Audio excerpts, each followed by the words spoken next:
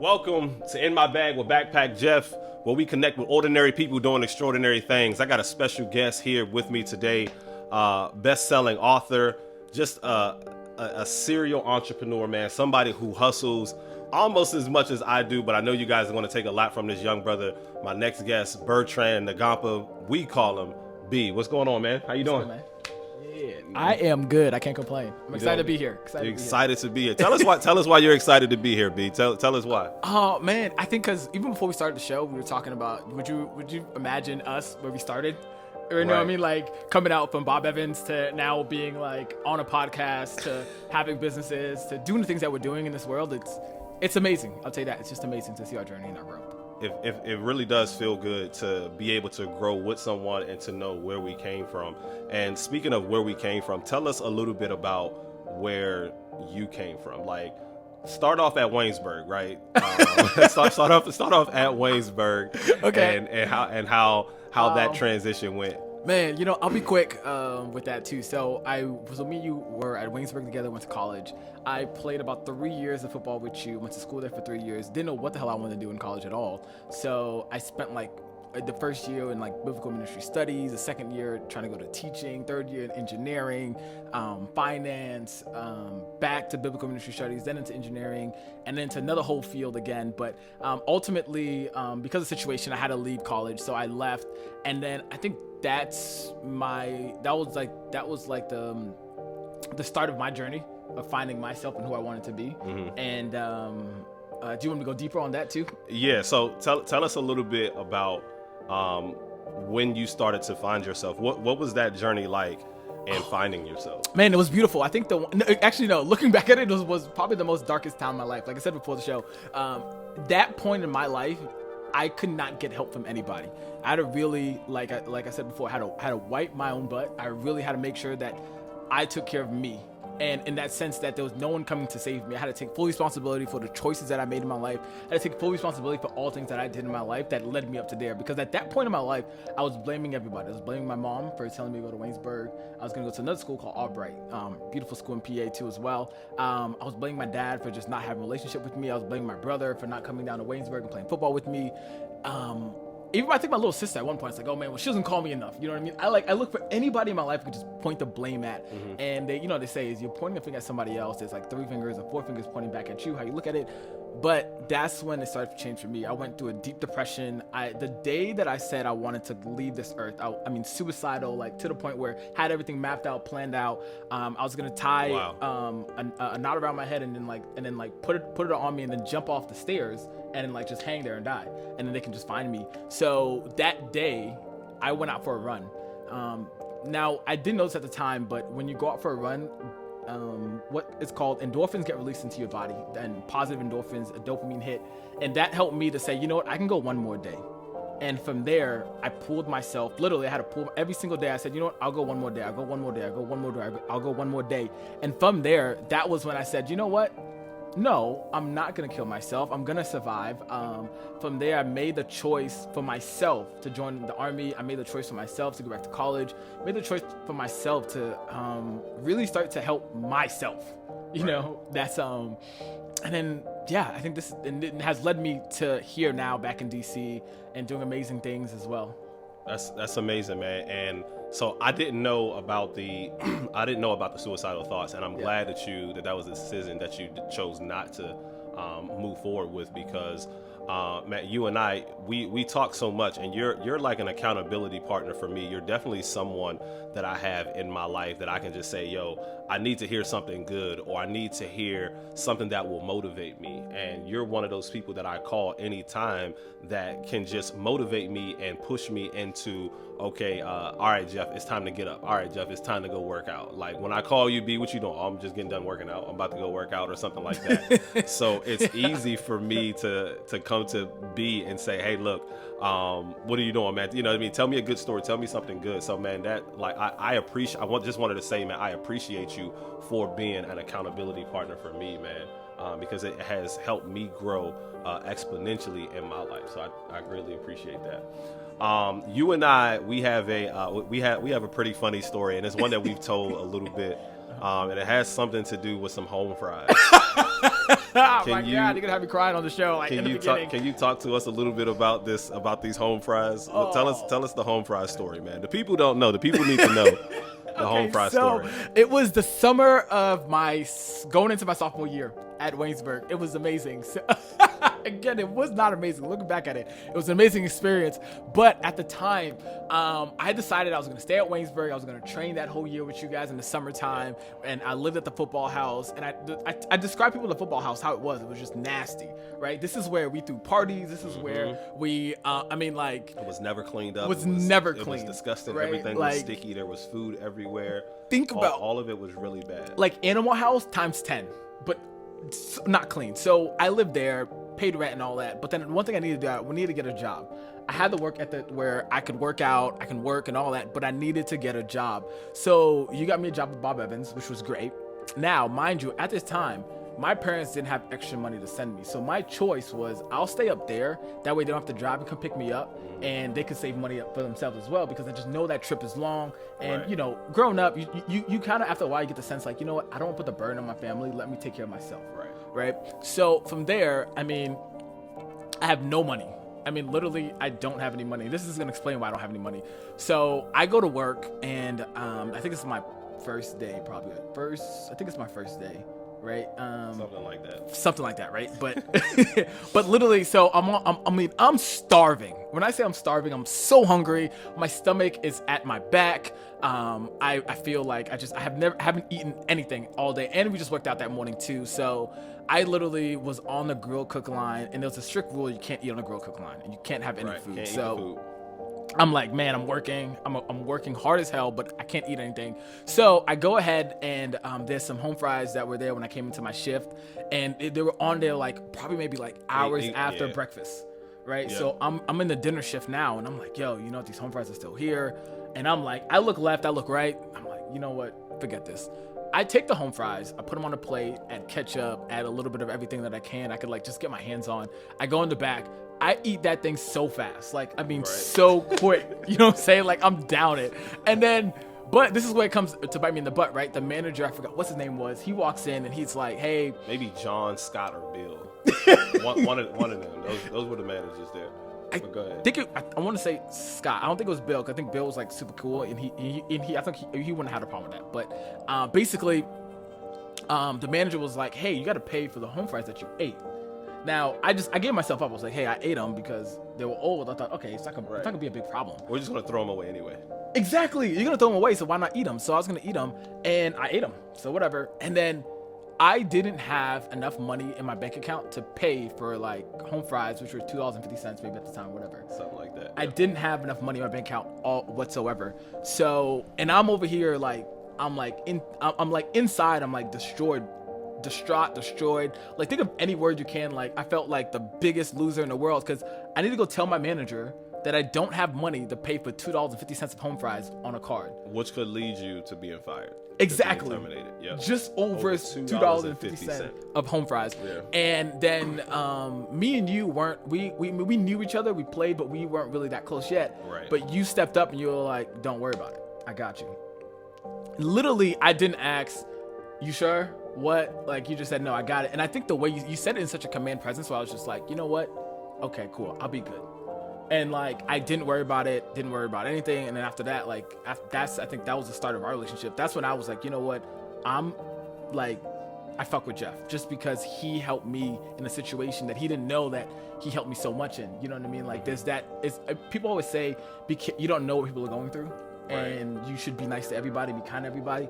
That day for me was like the epitome of like at my lowest point, you know what I mean? Before going through like suicide and all that and leaving school, but just another point of myself where I was all alone in a place I didn't know. I didn't have any money. I didn't have anybody to support me. And you came in and you paid for my home fries. Even though it was $2.50, somebody would say, oh, that's meaningless. But no, you don't understand the impact. When you don't have it, that's everything. Exactly. When you don't have it, that's everything. And man, and I understand what you mean when you say you were alone, because that's the exact way that I felt in this town, this foreign town, where, I mean, we're probably out of 0.01% black people. Right? You know what so I mean? let's just be straight here. There was no black people. No, right. No black people. We were the black people that came to the town. You know what I mean? That's when the population of black people grew. Is when we came into town and came to the university, and I recognized that feeling of being alone. And it's like, yo, man, it's $2.50. You know what I mean? I'm not by any means doing super well at this point in my life, but I'm doing okay enough to where I can say, you know what? Let me help this brother, because I understand what it's like to be alone. And that was the one thing that when you and the other players came, like, I didn't want you guys to feel like, you know what I mean, no one has your back, because I felt that like no one had my back in that sense, man. And that's why, like you said, you know, taking food from the restaurant that we worked at, man, that was what I had to do, you know what I mean, for years, yo. Like at least a year for sure, where like I had the Dickies pants, right, that had pockets here, that had pockets here. They had pockets on the back, and I had the Columbia. It had pockets here, and it had pockets here. Like, I would go back into the freezer and take frozen chicken. Like, after my shift was over, I would go back into the freezer, fill my pockets up with frozen chicken, right? So 2 in this pocket, 2 in this pocket, 2 here, 2 here. I would put 2 here, 2 here, 2 here, and 2 here, and then walk out the door. Like, after my shift was over, like, I'm telling you, I got like an abundance of chicken in my pocket. And now I have to walk 3 miles home and hope that this chicken doesn't unthaw in my pockets as you're walking home, man. Yeah. Like that's man, that struggle, and living off of chicken and rice or chicken and shrimp or chicken Alfredo. There wasn't no shrimp at that time. Yeah, there was no shrimp. I was gonna say, we didn't have the luxuries of that kind of stuff, but chicken and rice and broccoli, chicken and chicken Alfredo, man. That's what it was. That's what the struggle was. And I felt like I had no one at that moment, and I didn't want you guys to feel that same way. And that's why I kind of called myself like Uncle Jay. Like, these are my nephews, man. These are people who, like, yo, y'all can call on me at any point in time, and I'm gonna help y'all. I'm gonna do whatever I have to do to make sure that y'all are good, man. Y'all are like my little brothers, and that was what I made sure I did. Exactly. And I appreciate that, because I felt that. And through my whole time at Waynesburg, I felt that. And I'll even say now, I think I should apologize, because I think when I went through that whole situation that I went through, I never reached out to you. And I definitely should have reached out. I definitely should have stayed in communication with you, because I know you reached out to me so many times, like, B, you all right? Hey, B, how you doing? Even when I first came back on social media, you were the first person I was like, yo, you good? What's up? Hey, you in DC? Hey, I'm in DC. And then you reached out to me, and you never looked down on me or never looked upon me like, oh, I can't believe. Like, you were just like, nah, I'm rocking with you. You know what I mean? Yeah. So I definitely have to give you props for that, and I just gotta say thank you for that. But I do apologize for never reaching back out, because, man, I think that was such a low point in my life. But I do appreciate you being there for me, regardless, even though I wasn't there for you. You know what I'm saying? I appreciate that, man. I understand lows. I've had many low moments in my life, and some that were very instrumental to my growth as a person, man. Tell me a life event that you would say, other than the Waynesburg event, is there another life event that has shaped you into the person that you are today? Yes. So it's kind of, it all goes back to the military. I think joining the military was a like pivotal point in my life, because there was things that I did in the military that I didn't think that I was capable of doing. Right? Like firing a weapon. I was so scared of a gun, because it was just like, I'm black and I've never shot a weapon before. I've never had a gun, and the stereotypical, like, oh, you're black, you probably sell drugs, you probably have a gun, right? First things I get asked at Waynesburg when I go there. But I go to the military, I've never shot this weapon. I've now learned how to shoot a weapon. Then I'm jumping out of airplanes for the military, you know what I mean? Then I'm doing some pretty amazing things, like learning like combatives, learning languages and stuff. So to me, it pushed me to see that if I could learn how to jump out of a plane in 2 weeks, right, and safely land 5 times, and even jump at nighttime and land, that there's probably nothing in this world that I can't overcome. There's not anything in this world that I cannot overcome, just by sheer will, or just by going through it, or by learning it. Right. Yeah. Just by learning it, man. And I'll say this. So when you jumped out of an airplane, you were pulling the parachute yourself, right? You didn't have an instructor with you, because I went skydiving.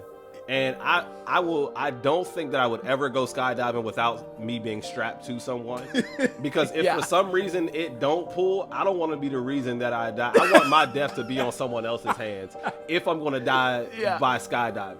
Yep. So I've seen some of your jumps, and you were by yourself. yeah. So the cool part about it is like you don't pull the parachute yourself per se, right? You just have to jump out the plane, and then naturally the cord naturally opens your chute for you. So now if the chute, you're supposed to count to like 6,000 or 8,000, depending on the jump it is. But if you don't, but if the parachute does not open, then it's on you to, or you have a reserve right in front of you on your chest that you have to pull and open yourself. So your parachute isn't opening, you're falling, and you feel like you look around and you're like, I'm falling faster than everybody else. You're gonna pull that sucker, you know what I'm saying? Right. And you have to. So yeah, You trust yourself a lot more than I trust myself, is what I'm gonna say. I had to learn how to trust myself a lot more just because of that whole situation of jumping out of an airplane, right? I don't like heights. I don't like roller coasters. I don't like thrill. Like, I don't seek thrills just to seek them, right? Right. So I'm not one of those people that can go like base jumping and stuff like that. So for me, jumping out of an airplane was just like huge. Like, I don't like heights.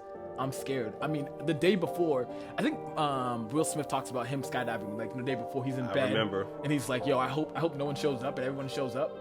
Right? I'm in bed that night before, like jumping out of an airplane for the first time, and I'm over there like, I'm about to, why am I doing this? I'm asking myself. I'm going through like my whole life plan. Yeah. I'm like, yo, I haven't. I like so many things I haven't done yet. I'm talking to myself this whole time. I'm like, God, why am I doing this? God, you must have forsaken me. Like, you know what I'm saying? Like, I'm talking to God. Like, I've never been so close to God in that whole moment. Right. Than that one night. But I think one thing I learned from that whole situation was the epitome of trusting myself and my skills and my instincts. And I think at the beginning, just learning that if it's ought to be, it's got to be up to me, regardless. Right. Every situation, no matter what. And I think it's a perfect point for me to always reflect back on that point of my life and just be like, is it that bad? Like, no matter what I go through, is it really that bad?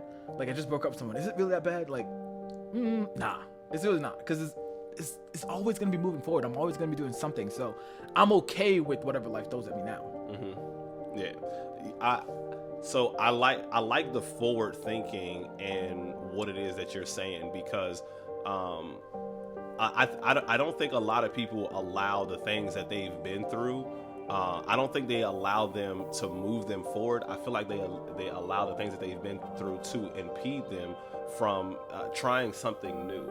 And the fact that you can say, you know what, I jumped out of an airplane and I had that fear. I overcame that fear. Now, when I approach something else that could potentially put fear in me, I don't feel that same fear. And that to me is growth. And I feel that same way. Like when I was at my lowest point in depression with the situation that I was going through, I said to myself, now anything after that, if it's not this bad, then I'm okay. Exactly. You know, if it's not this bad, like I felt the ground before, so I'm not afraid to fall. So if it's not this bad, then I know that I'm okay. So at this point in your life, where is B going next? Like what are some of the things that B is working on achieving at this point? Man, that is such a great question. I think for me, it's finding a partner. I think at this point in my life, actually, excuse me, I totally lied. I'm not finding a partner. I think it's really understanding who I am still as a man and really diving into myself as well, right? I think there's still a lot of areas in me that I haven't overcome in terms of like past trauma, in terms of relationship with people, giving up certain things, right? It's really understanding the man, Betrand, right? The soul, the spirit, whatever people call that, whatever people want to say, associate that as. But for me, I really look at it as like my soul, my spirit, like the thing that actually makes me who I am. It's really understanding who that is and being comfortable and sitting in that and being all right with that, whether I'm alone or whether I am with somebody, but still being okay and still being myself. So that's what I am. And that's more like, as they say, spiritual, but I think for myself too as well, I'm thinking more in terms of like business for me is moving next into building my 1% man brand and really helping other men to really, I just thought about this today, was I really want to help men to unleash the best version of themselves and even have death fear them. You know what I'm saying? Wow. That's deep. Tell me, what is that? What is that like? Okay, matter of fact, let's back it up. First off, explain to us what the program is like, because I see the shirt. I know you. You know what I mean? I understand where you're going. tell us what the 1% man is. Tell us how this was birthed, and tell us a little bit about, like I said, death fearing the man as opposed to man fearing death. So, man, it just goes back to, I think, childhood programming and just being a young man, right? I think it's that there's all these things that we have to acquire, right? We have to do this, we have to do that, we have to do this. Like, there's all these things outside of us that we always have to do as men, right?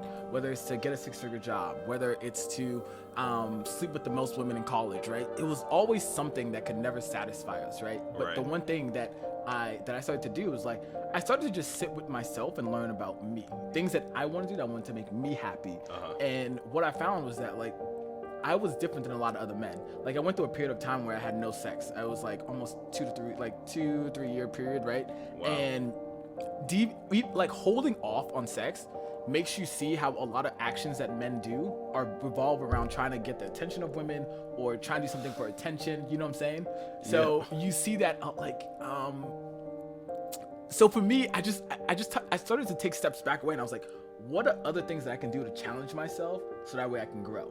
Right? You almost feel I almost went to another pedestal, another level within myself, because I was doing things for me. And that's what really the 1% man is all about, like helping you as a man, right? Focus on things that you can do, like just micro things that you can do that can help you to have the greatest shift. Everybody wants to change their life. Everyone wants to make a whole bunch of money. Everybody wants to do all that. That's great, but you can get a 6-figure job and feel empty. We know there's millionaires that have millions of dollars that feel empty. That's because they haven't worked on them. They don't know what they want, right? They're out here achieving great things and they're getting all these outward success, but the inward success, right? Like waking up in the morning and saying, I'm gonna drink a gallon of water today. I got it done. I'm gonna work out every day for 30 minutes. I got that done. I'm gonna journal so I know myself and I know what I'm thinking. I know where my mind is going. I'm gonna connect. I'm gonna go on mandates, right? And so that way I have a tribe of men I can talk to. Those little things like that is really what helps men, right, to connect and to really grow. So that was birthed, and the reason why the 1% man was birthed was because I said, you know what, men need these things, right? They need that emotional accountability. They need all that different things, but no one is supplying it for men. Everyone is talking to women about, hey, women, if you want to attract men, you need to do this, you need to do that, and all that. Women have support groups all around. Right. There is no support group for men. Yeah. So that was really what it was. It was really to help them, and not only just be a support group and like come talk about your feelings. But no, let's get shit done too as well. Let's grow. You know what I mean? Let's cut the fat, build muscle, like look your best, feel your best. You know what I mean? Learn how to dress. Take advice from Jeff on, hey, don't wear this kind of clothes. Wear these clothes. Don't just wear sweats all day. You know what I'm saying? Like put a nice chain on just because. Hey, you got to. You have take care of yourself. Look, Dion said, "Look good, feel good, play good." Exactly. When I take pride in how I look now. The biggest reason is because when I was a kid, I never really liked the way that I looked. I didn't like what I looked at when I looked at myself in the mirror. It wasn't until I was like 25 where I really fell in love with myself and I started to grow into what you're describing as the 1% man. You know what I mean? Someone who really looks at themselves and embraces their flaws and say, you know what, this is me. You have to accept me for who I am. There's nothing that I can do about this hairline. This was given. this was given to me, honest, by my my dad and his dad. Yes. And if you're upset with me about it, talk to them. I don't want to talk to you. Like exactly. Right? Talk to them about it. Like, I don't care. Like at this point, I don't care. You know what I mean? It's just and that's why I wrote the poem called Hairlines that discuss what my hairline looks like, and you know what I mean, and just kind of big up myself, because if this is what you're focused on, you're focused on the wrong things anyway. You know what I mean? So I love that idea of these support groups, because that's what I'm doing as well with the mentor circle, is getting a support group of men who we're not just talking about our emotions, but we're also getting shit done, man. Helping men to evolve into the best versions of themselves. Yes. And that's what that's what life is about, man. Having people around you that can help you evolve into the best version of yourself, man. And to know that I have someone that is also doing that, man, it really touches me, because I'm like, yo, I understand. Like, I'm glad that we understand it. I can't wait to have more men on this couch, you know what I mean? And we're talking about the same things in terms of growth, in terms of developing each other and how we feed off of each other, man. you talked a little bit about about a relationship. Like you said before that you were looking for a relationship, but then you said, okay, I lied. So let me ask you this: and I love asking men this question. Do you feel like finding your partner is significant in your achievement of becoming who you are supposed to be? So, like, do you believe that your partner is a crucial part of Betrand becoming fully, like, the most full and complete version of who Betrand is supposed to be? So there's two parts to that for me. Okay. So first part about it, no, because I think Betrand has to be comfortable with himself first. Right. And I don't believe I'm gonna find my other half. Right. Because I'm not missing. There's no flaws in me. I'm not missing half of me. Right. I'm here. I'm whole and complete. And if I'm trying to find somebody to complete the other half, then I'm never going to be fully present in our relationship because I'm always going to be codependent on her. Right. So like that. For me, it's like a no. Right. And then the other half is also yes, because also I do believe that because I want to be a provider and I want to be a husband and I want to be a dad. Right. So I can't do that by myself. You know what I mean? I can't have kids by myself at all. So the one thing is I want a home, I want a house, and I want a home where we're growing children. You know what I mean? Black boys and girls to grow up and be leaders and change makers of the world. So yes, in that sense of when I do find somebody, I'm gonna need her too as well, because we're gonna have to do this together. I can't do this by myself. So it's a two-part for me, right? Right now, my single life, no. Not at all. Okay. I'm taking care of me, putting myself first. I got to put myself first. Okay, that's it, and that's very smart. I think that's wise, and I like how you broke that question down into two parts. So finish telling us. So you kind of gave us the brief overall of what the 1% Man is. Talk to us a little bit about the 1% Man program and what someone could expect from being a part of the 1% Man program. I appreciate it. I love this question. So the best thing that I can say is that most programs, if you go into like a Tony Robbins or a Brendon Burchard or one of those other programs, right, you're going to find a lot of like, oh, here's your vision, like create a vision, establish affirmations, establish goals. No, we're going to look at your money. We're going to open up your bank account. Right. Because the first things first is, as a man, the one thing is, I'm going to help you at the end of the day become a provider. Right? I want you to be the head of your household, being sure that you know how to control the money in your household, how it's flowing in and out. I want you to be able to run yourself like a business. Because at the end of the day, when you don't have money, there is stresses that happen to you, the stresses that happen to your family as your wife, the stresses that happen to the kids too, because the kids can feel the tension in the house when, hey, you know what? There's a red letter on the door because you can't pay for rent. Right? When there's no lights in the house because, hey, you know, kids can't even do their homework because there's no lights in the house. There's no food on the table. I got to go to bed hungry. Right? So there's certain things that we need for money. A lot of people say, oh, money's the root of all evil and all that BS. I'll pull that aside. Like, look, at the end of the day, you need money to get things done in this world. The most powerful men in this world, the reason why they're powerful is because they have acquired and amassed wealth. At the end of the day, we need to learn how to do that too as well. So first things first, we'll open up that bank account. We're gonna look at how much do you make. What's your net income, not your gross. Gross is how much you make total, but net is after taxes, and you take home. What does that look like? Right? And then after that, you got to pay yourself first. So one of my favorite books, The Richest Man in Babylon, teaches men, like, hey, it's principles about how to build wealth. Saving just 10 or 20%. Right now, I think I'm saving about 70 to 80% of my checks every 2 weeks. Right? That's about almost $5,000 a month that I'm just like saving aside just for myself, right? So the reason why I say that is because now that I'm able to save this much money, my contract just ended with a government contract that I was with. So now I have so much money saved up to a point where I'm not worried about finding my next job right away. What I'm worried about now is, okay, what's the best next move for me? Understand the difference, right? Is that if I was in go mode where I'm like, I need to find a job, I would be worried that I wouldn't be scrambling for any old job. But because you set yourself up in a position financially, now you don't feel like you have to just take what's out there. You can take what you want. And I felt that when I got fired from my job a couple of years ago. Tony Robbins has this thing called three wealth buckets, and you know, he talked about putting away money for risk, putting away money for security, and then also, I can't remember the third thing, something along the lines of like putting away money for something that you want.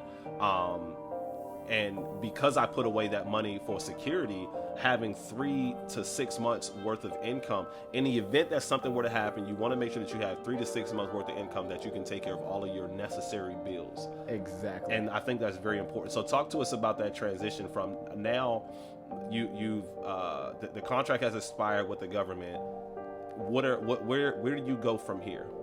So I'm really such in a privileged position because right now I have actually have 2 official offers, right? So one offer with a company coming in, it's like I think it's about 120 a year, and they're taking over the previous contract. So I was like, all right, this is cool. Then I have another offer with another company, but that one was in North Carolina. So and I have another one in California. So right now I'm kind of like, I can sit back and I could be like, okay, do I want to make 120? Do I want to make 150? Do I want to relocate? And they're gonna pay me like $5,000 for relocation and another like I think $100K a year. And I was like, do I want to do that? So now I can sit back and I kind of think, what's the best option for me in my life and where do I want to move forward? Right. So my next point now is just kind of deciding like, okay, where do I want to go and where do I want to grow? So what are some of the deciding factors when you're thinking about taking some of these new positions? Weather. So weather. Yeah, I hate the cold weather so much.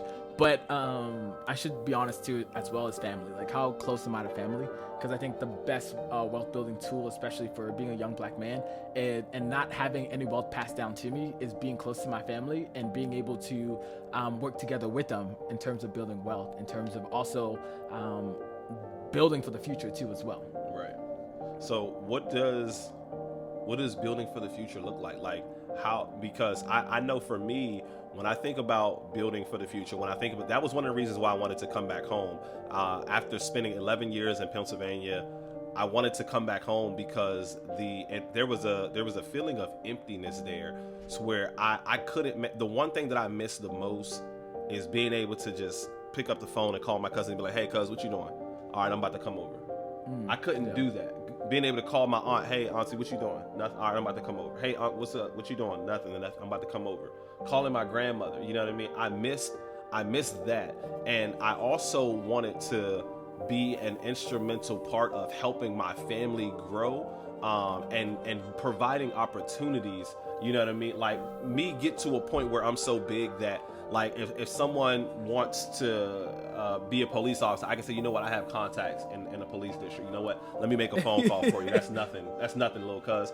Yeah, hey, can you know what I mean? Such and exactly. Such. You know, I want to get to a point where I have the opportunity to do that, you know. And for my daughter, and just for my daughter, I want her to not have to start at the basement. Oh, because thank you. I started at the basement. You know what I mean?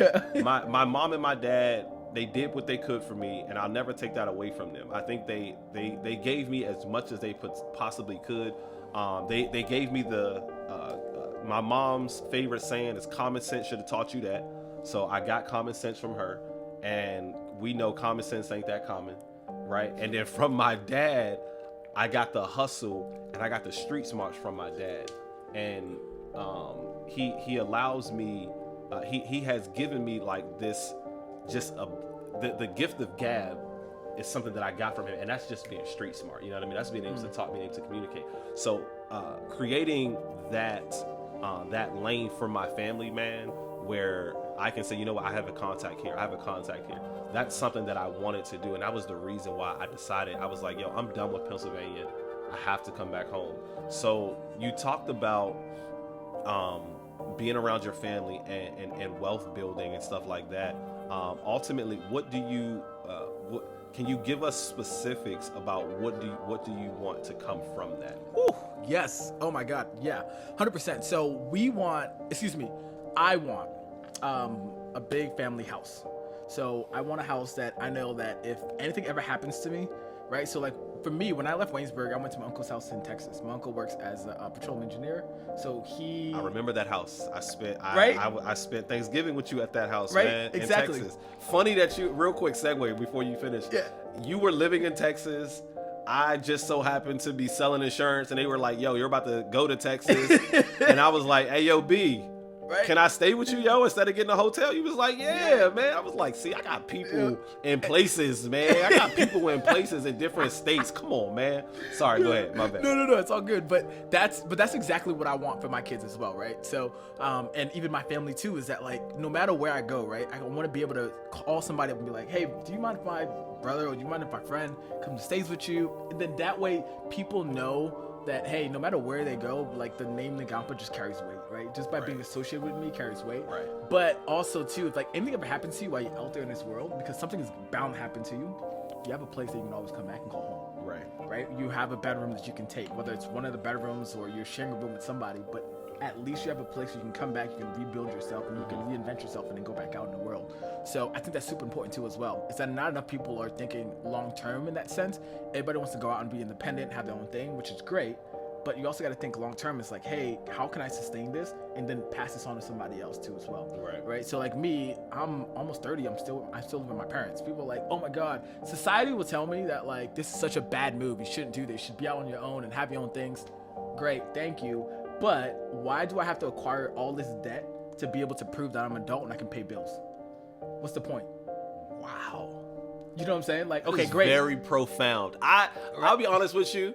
I'm one of the people that would have said that, but when you put it that way, I get it. I understand it. I think as long as you have a plan or a vision for it, like exactly, I think that's okay. You know what I'm saying? And me knowing you, I know you're a person who always has a vision and who always has a plan. But go ahead, continue. Sorry. I think people, like, once they get to know me, they'll think I'm pretty, like, I'm cocky, I'm very arrogant.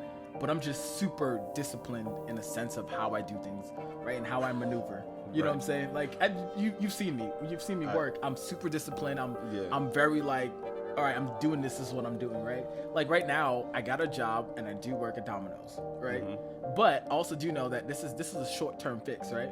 But I also did just spend $5,000 on coaching for somebody to help me build my brand.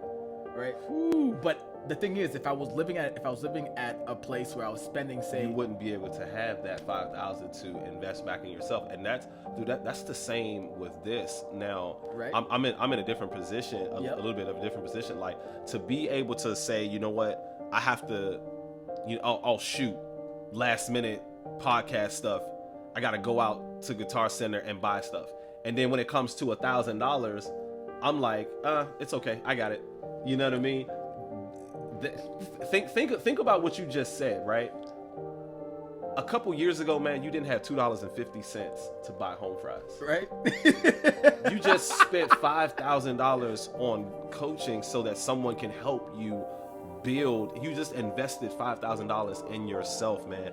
I think that is there's such genius in that, and there's such growth in that, man, that it needs to be appreciated. And I commend you for being able to do that. I appreciate it. So we're at the part of the podcast, man, where I'm adding some segments, right? You see these dope backpacks? Yes, I do. Got here, right? You know what I mean? It's not this isn't just for marketing purposes. There's actually something in the backpacks, man. So we're gonna go into the backpacks. I like this. And I have here some cards. Less small talk, more genuine conversation. Now, I believe we've had some genuine conversation up to this point. True. But I think there's some things that people may want to know about you. So what I'm gonna do is I'm just gonna put these right here, just like this. Now these cards are gonna talk a little bit more about what your current year looks like. You know what I mean? We're stepping into a new year, 2021. Yes. Pick one of these cards, and then and I'll take it. So 1, 2, 3, 4, 5, 6. Tell me a number. 2. 2. All right.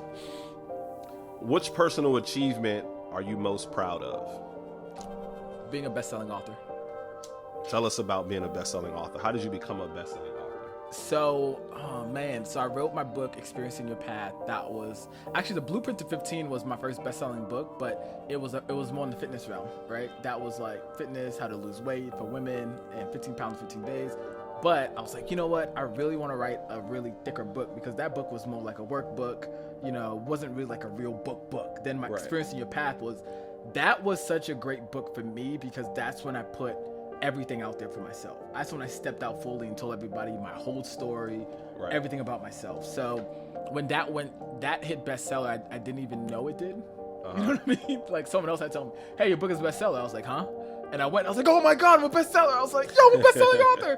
And I didn't know. 3-time best-selling author now, right? Yes, 3 times now. So I didn't know, but I was like, man, I really do love writing. I didn't know that was something that I really love to do. But then being a best-selling author and being able to have that tag, like now, and oh yeah, I'm a best-selling author, it carries so much weight. Carries different weight, man. Listen, the price goes up when you say that I'm a best-selling author. I can't wait for that opportunity, man. I tell you, it's so funny, because at first when I had my prices and stuff for like everything I was doing, right? And I want to say this before we keep going. It's like, I love talking about money, because I love demystifying money. I love putting numbers and things and putting exact dollar amounts on things, because I hate when people are like, well, I spent a couple thousands. Like, no, how much did you spend? Because it could be 1,000, could be 2,000, 5,000, 10,000. You and I, we talk about money aggressively. Oh, like yes. I know that that you're a person that I don't have to sugarcoat anything with, and like, a lot of people think that it's kind of showing off or anything, or something like that, because we talk about money like the way that we do. But the thing, man, I never really had money the way that I have it now, and so I want to learn more about it. Like, it's not that I'm talking to you about money because I want to tell you what I make or anything like that. I'm talking to you about money because I want to learn more about it. I want to learn, how do I turn this into this, you know what I mean, and then into that. So we talk about money, and I appreciate the conversations we have about money. Jeff, I have to say this too, right? So if you're in a relationship with somebody, right, with a girl or even if your wife, right, or even your spouse, whatever you do, what you have to do to get to know somebody better, you have to open up. Right? You have to speak the language, right? You have to be able to talk to them effectively, right? How can I get to know, say, my girlfriend or the new person I'm talking to? How can I get to know them if I'm always sugarcoating everything around them? If I'm never truly being myself, if I'm never truly opening up, right? So how can we get to know money if we're never truly opening up about money? If we're never putting a dollar amount on it? If we never ever talk about it, the truth about it, right? If we're just like, well, I kind of want to make this much. Like, what if someone came to you and was like, I kind of want to be with you, but I don't know. I mean, it's kind of weird. Everybody doesn't really like you, but I like you. Like, why? Wow. You know what I'm saying? No, I want money. I want a whole bunch of money. Metaphor, man. You know what I'm saying? I'm not scared to say it. I'm so unapologetically black. I'm so unapologetically about getting my money. I want to make money. Yes, I do. Because why? I want employees. I want a business. I want to be able to provide health insurance. I want to be able to be, at the end of the day, I want to give opportunity to people. Absolutely. So, and excuse me, I don't want to go on a rant, but I'm super passionate about money, man, because people don't understand. You have to talk about it to demystify it. Demystify money. Stop acting like it's such a bad thing to have. It is good, because good people have good money, do good things. I learned that from Chris Hart on his podcast. But if you don't consider yourself a good person, then the root of all evil is money. Then that fits you. But I'm a good person, and I do great things with my money, so I'm not scared to have more money. I'm excited. Wow. Wow. Okay. I love it. Rant over. Okay. Rant over. Pick another one. 1, 3, 4, 5, 6.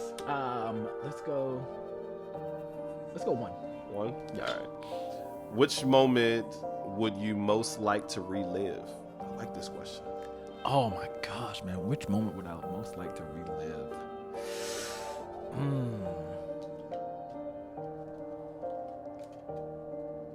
That is such a great question. I think the biggest thing that comes to mind right now is going into the recruiter office for the Army the first time. I definitely would have went active duty instead of reserves. Looking back at it now. Okay. Yeah, and I definitely would have went like special operations, special forces, just to be like high level with the best people, with the best of the best in the Army. That I definitely would have done that. Really? Looking back at it now, yeah, because that would have pushed me at a whole new level. And I would have grown completely, because you're around the best of the best. So you know what I mean? It's kind of like playing in the NFL. If you're college football, it's like playing Division I or playing in the NFL. You're around the best of the best guys. So naturally, you have to be the best too. Right. I agree with you on wanting to be around the best. I can honestly say I don't think that I would have ever been able to do the military, man. Why? I don't. So all of the yelling and stuff like that, man. That is just like, bruh, why are we yelling right now, man? You don't have to yell at me to get. And then I know that when one suffers, you all suffer. Yes. I'm too mature to be listen. All of these dudes that's immature in here and they want to do all of this little immature stuff, man, listen, we gonna have to fight. Yeah. You know what I'm saying? Agreed. If y'all keep getting me in trouble, yo, I'm telling you. And then it's just not gonna be a good situation. Man, you know what? I'll say this. The yelling is like such a small part of it, right? Right. Like, that's like boot camp, right? That's I kind agree. of like going to school. It's kind of like you go to school Right. and you have that one teacher that yells all the time. Yeah. But not all teachers yell. Yeah. You know, so it's kind of like that. I think people have like a misconstrued of the military because Definitely. they see the Marines. Because what we see on TV. Oh, man. 100%. What you see on TV doesn't give you the proper, you know what I mean, description of what your experience is going to be like. You know what I mean? They always at the bottom, your experience may differ. You know what I mean? Your experience is definitely going to differ. You know what I'm saying? Exactly. All right, so that's retrospect, right? Okay. So now we're going to get a little bit into future planning. Numbers 1 through 6. Let's go with 6. Let's go with 6. Yep.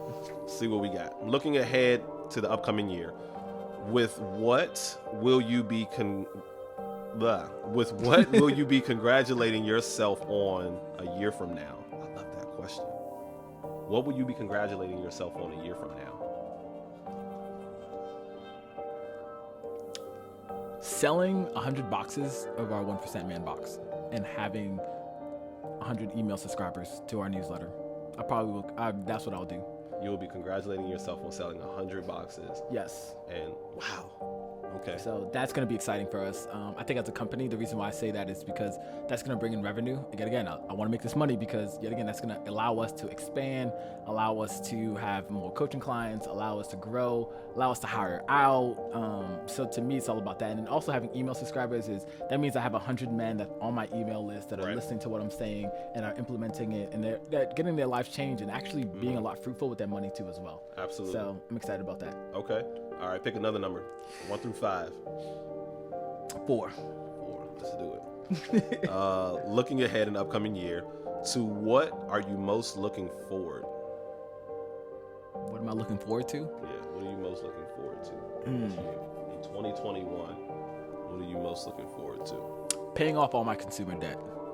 So that's explain to people what consumer debt is for those that don't know. So anything outside of student loans is what we consider consumer debt here at my company. So if you have credit card debt, if you got personal loans, if you have a car loan, I consider that consumer debt because that weighs you down. It's probably the heaviest. Like right now I have a credit card, about $7,000 on it. That is 10.99%. My interest rate at my market savings account is about 0.80%. So how I look at it is that every month I'm losing 10.99% of my net worth every month. I am losing money every month by 10.99% by having that debt on the books. Right. So that's how I look at it. And even if I had more money in my markets account, I would need almost like a significantly a lot more in there to make up for that 10.99%. So I need like almost like 100K to something to even like offset that. Even I think more than that actually, I believe, but I haven't done the math completely, but don't quote me.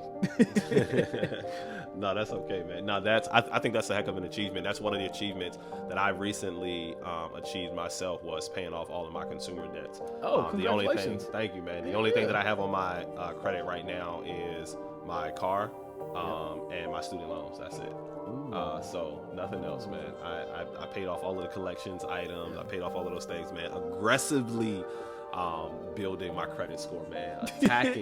Attacking my credit score aggressively. That's one of the things that I said this year I have to do because wanting to get to the point where I can buy a house is something that's really real, man.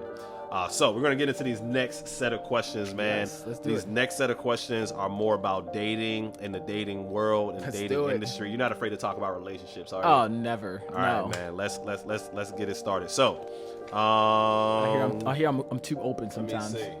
Go we're just gonna fan it out. We're gonna let you. How many? Just one? Just one. Yeah. Just go ahead and take one. Let me see that.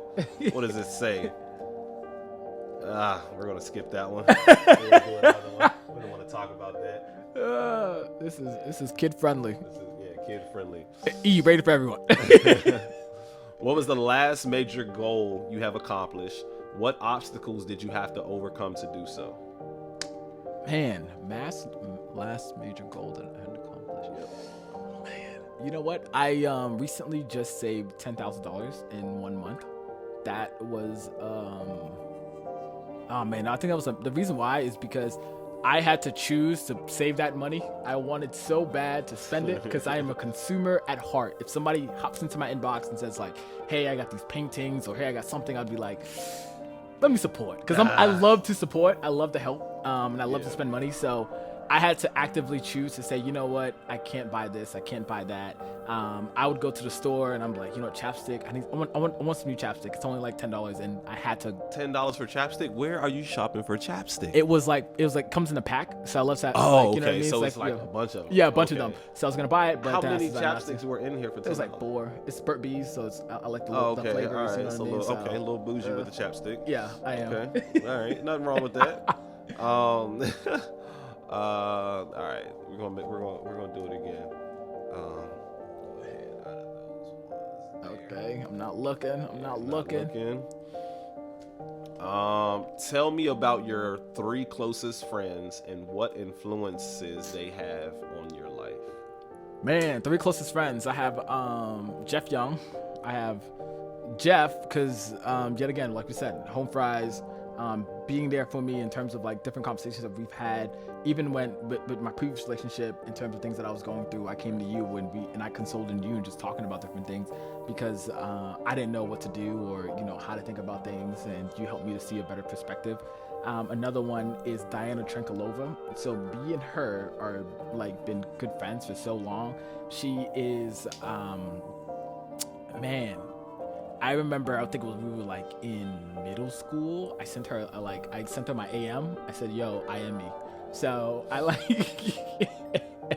it's back in the day when like AOL Messenger. Millennials are gonna have to look that up. Oh yeah, like when Messenger was like, or what was like AOL Messenger was like really cool. You had like username and all that. Yeah, right. So I told the Messenger and we started talking from there. And I was trying to hit on her, but then we just became friends. Right. And I think she friend-zoned me, but from there we grew into a friendship, and now like she's working on her PhD. She's gonna become a doctor therapist. Amazing. So she's doing amazing things for herself right now. She's in Chicago, but we always reconnect and we always talk like we never you never disconnected. Exactly. That's amazing. And then another one I'll say Josh Wells. Josh Wells and I connected when we was at Waynesburg. He had a lot of problems that he went through over there, but we connected again and he came down, lived with me in Texas for a little bit, then went back. But such a great friend. And I gotta say another one too, Christopher Newton. He's a graphic designer. But the reason why is because this dude has helped me, because he's already married. So he's I believe we're the same age, but he's already married. He already has 2 kids. But in terms of marriage and like understanding it as a young couple, he helps me to be able to say like, hey, there's certain things that you have to start giving up, because if you want to get married or you want to do this or that. So he helps me to see that, and he also offers a different point of view too. Okay, explain. Let's stay there. Explain that to me. What advice does he give you, being a married man? What is something significant that you can say, that you can give to the people that he gave to you in terms of advice about being married, about being a husband, and being a father? Man, so he told me that, at the end of the day, you got to take care of your kids and you got to communicate with your wife, right?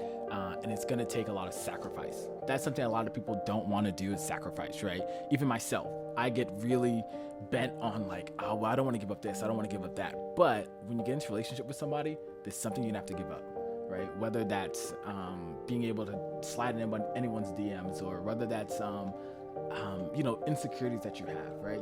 There's going to be a level of trust, and something that he told me is like sacrificing. It takes a lot, right? Like every night you have to choose to go to bed with your wife and wake up the next day and be with her, right? And be committed to her, right? And he this is something that I really love that we came together. We talked about.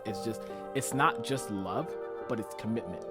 right? Like I have to choose to commit to you every single day, right? Because love is just a feeling that can go up and down. Do you feel monogamy is a choice? Monogamy is a choice. Yeah, 100%. It is a choice. I choose to be monogamous, so I choose to be committed. Do you think monogamy is difficult? Is it difficult? Yeah, 100%. We look around. Yes, it is. I think it is difficult. Especially with, I think for us men too as well, is because we're visual creatures, right? Because we're visual creatures, we can look, but doesn't mean that's our intent, right? We can look at something like, oh, that's really nice, but doesn't mean I'm gonna touch it, doesn't mean anything, and I can keep moving, right? And naturally, it's just like, that's how we are, right? Just biologically, we're just wired that way. So I think it sometimes does get us in trouble because we may look and then like, and then, you know what I'm saying? Yeah. But you have to have those like barriers and stuff and walls up and stuff. Yeah, absolutely. You have to. I definitely think that monogamy is a choice. I mean, you choose your impulses, and you have. To me, that boils down to mental toughness. Like if you're in a position where you say, you know what, I want to be monogamous to my lady because that's a choice that you make, and if like once you make that choice, now it's just about mental toughness, and it's about redirecting your mind in regards to, okay, I now have to make conscious decisions and be more conscious of where I'm at, the things that I'm doing. And I also think that it also boils down to self-discipline. I was having a conversation the other day with someone, and I referenced what I learned being a lifeguard. And being a lifeguard, they taught us we don't save people from accidents. We prevent accidents from happening so that we don't have to save them. Ooh. You know? And that's the same thing. If you're trying to be monogamous, and you know it's difficult for you to be monogamous when you've had drinks in you and stuff like that, and you're out or whatever, why do you continue to drink and go out? You know what I mean? You're setting yourself up for failure because you know this isn't going to work. So why do you continue to put yourself in a position where you know this isn't going to work for you? So be smart and don't prevent the thing from happening, as opposed to trying to save yourself when it does happen. Exactly. I gave up drinking. I gave up all other extracurricular activities because I was like, you know what? They don't help me to grow, so I just gave it all up because in the exact same way. Every time I drank, I never felt good the next day, or I never felt good to move forward. So yeah, I gave it up. So I feel you on that one. All right, so we're going to get into this last question here. Let's see what we got. All right, and I picked this one purposely because man, I think you and I understand the importance of this, but I want to make sure that other people understand the importance of this. And it's just, what was the last book you read, and what was it about? Oh man, To Completion. To Completion. The last book To Completion that I read was $40 Million Slave. It's such a great book. It's called The Rise and Fall of Black Athletes and the Conveyor Belt. So what it is, it shows how black athletes, and this is a quote actually from the book, and I'm gonna paraphrase, but there's a white coach that talks about how if you get black athletes early and you buy them a car, some clothes, or whatever, they'll hook for life. So talking about how, and this is inner city kids too, right? So go to inner city kids, and what the author was saying was that big industrial sports complexes have been built around black athletes, but they have never let black athletes into the ownership part of it. They've only been players, right? So you got to think is the reason why $40 Million Slave came up because it was a basketball player that called himself that said, you know, it's like, I'm working so hard, I'm like a slave. But it's like, man, you're the most overplayed slave ever. But you got to think, you have white owners, you have everyone at the top is like all the executives and all that. Then you have few in between of chosen black like symbols to be at certain points. But for me, what I got out of that in terms of like leadership and all that was that you want to own everything that you have, right? Michael Jordan joined the Wizards because Michael Jordan wanted to be part of the Wizards organization, right? But however, when he went in there, they cut him and they said, nah, you can't be part of this. Like, you're a good player, but you can't be part of the front of the house. So the owner of the Wizards was like, you think I'm going to build this and let a black man come in? No. So a lot of people don't know that conversation that Michael Jordan had with them, but in the book he expands on it a lot. But Michael Jordan expands on that, or the author expands on that context. So it's not what Michael Jordan said, but the author expanded on that context of like, hey, how black athletes are used for fun, entertainment, and to almost like they're used for all their talent, and once their talent is done, they're kicked out the door, and they don't have anything to show for it. You know, because they don't really get any real education in terms of financial education or real education from these colleges. These colleges make millions of dollars off of them, and then leave them out to die. And leave them out, man. That's it's interesting you say that, because what the write-up that Waynesburg did on me, considering the situation that I went through, being a two-sport athlete, being a full-time student, working 3 jobs at the same time to put myself through school, that was one of the very first things that it said in the write-up, was that, you know, in the midst of, at like the peak of athletes being paid under the table and getting in trouble for being paid under the table, here's this athlete who is doing all of these things to stay in school and just to be an athlete. It was so commendable, and man, I'm so thankful for that part of my life, and I'm so thankful for that growth, man. So we've come to the end of being in our bag, man. And we can stay in our bag literally all night for real, and just have some genuine conversation, man. Tell the people how to reach out to you, how to contact you, what can they expect next from B going forward.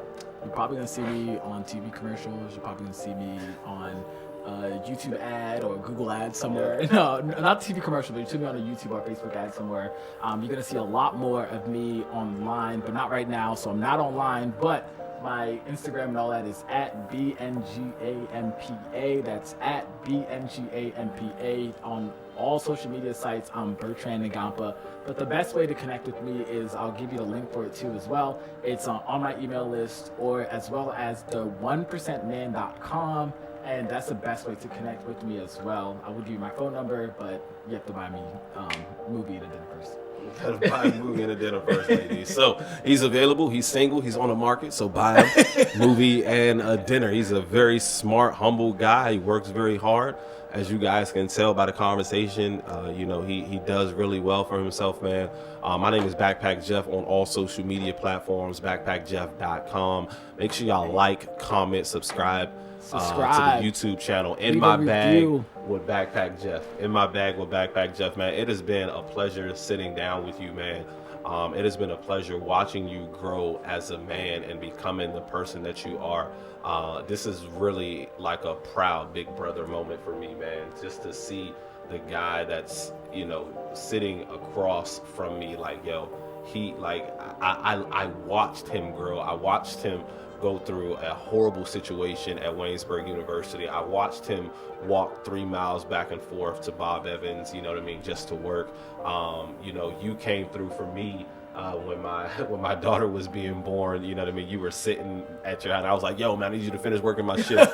And you came and you finished working my shift, man. So I appreciate you on so many levels, man. It's been a pleasure. My guy, my friend, man. I love calling you friend, man. I call you brother, man. You're always going to be a part of my life. I appreciate you for that. Always. I appreciate you for that. So, guys, hey, this has been another episode of In My Bag with Backpack Jeff. Today, we were in my bag with Betrand Ngampa, Coach B, the 1% man.